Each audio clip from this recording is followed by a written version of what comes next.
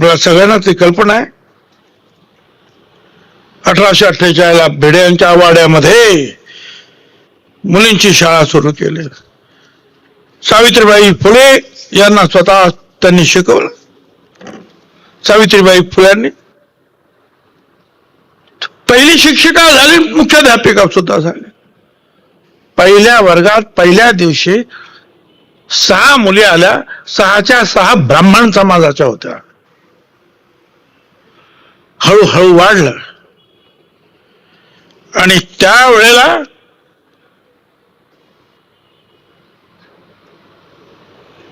काही लोकांनी कर्मठ आपण म्हणूया, फक्त ब्राह्मण नाही, तुमचे आमचे सुद्धा हल्ले करायला लागले. त्या शाळेवर दगड मारायला लागले, मारामाऱ्या करायला लागले, काठ्या घेऊन उभे राहिले. त्यावेळेला लहुजी वस्ताद साळवे आणि रानबा महार हे दोघे तालमीतले गडी घेऊन आणि लाठ्या घेऊन उभे राहिले. म्हणजे कोण यांना दगड मारताना शाळा बंद करतं आम्ही पाहतो. माणसं कदाचित अशिक्षित होती पण सुसंस्कृत होती. त्यांना कळत होतं की महात्मा ज्योतिराव फुले काय करताय, सावित्रीबाई फुले काय. त्यांचे आपल्यावर उपकार रामबा महाराजांचे सुद्धा आहेत आणि लहुजी साळवेंचे सुद्धा आहे. अतिशय मातंग समाज लहुजी साळवे. पण एवढंच नाही, केवळ ब्राह्मणांना सुद्धा दोष देऊन कसं चालेल. भिड्यांच्या वाड्यामध्ये शाळा सुरू झाली तो भिडे ब्राह्मण ना.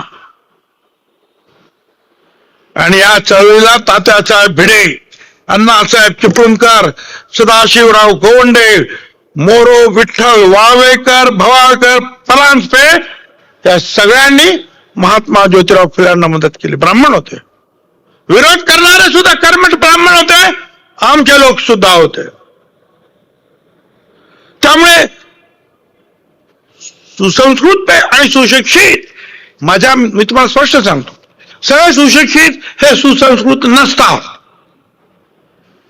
शिकला, खूप शिकला म्हणून तो काय सुसंस्कृत होता. एखादा अशिक्षित माणूस सुद्धा जो आहे ना लहुजी साळवे सारखा, त्याला मी म्हणेन की हा सुसंस्कृत आहे. याला कळतं की काय करायला आपण. सावित्रीबाईंना मदत करायला फातिमा शेख आल्या, गणू शिवाजी मांग आला, दुराजी अप्पाजी चांभार आला. या सगळ्यांनी शिक्षकांची शिकवायला सुरुवात केली. सत्यशोधक समाजाची स्थापना. एक लक्षात घ्या, महात्मा ज्योतिराव फुलेंना काही कामधंदा नव्हता म्हणून ते सगळं करत होता अशाला भाग नाही. महात्मा ज्योतिराव फुले हे मोठे उद्योजक होते. पुण्याच्या वाड्यामध्ये त्यांचं इंग्लिश मध्ये लिहिलेलं मृत्यूपत्र आहे. ते रायटिंग त्यांचं जाऊन पहा. मोडीमध्ये सुद्धा लिहिलेलं आहे, ते जाऊन पहा.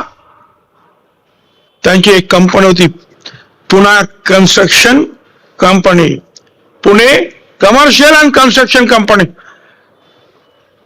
डॅम्स बांधले, कालवे बांधले, कात्रजचा घाट बोगदा बांधला.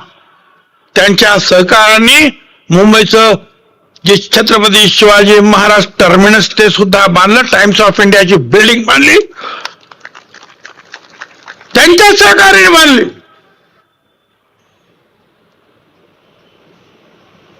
आणि एक वर्ष असं होतं महात्मा ज्योतिराव फुल्यांच्या कंपनीचं बॅलन्स शीट ही टाटाच्या बॅलन्स शीट पेक्षा मोठी होती.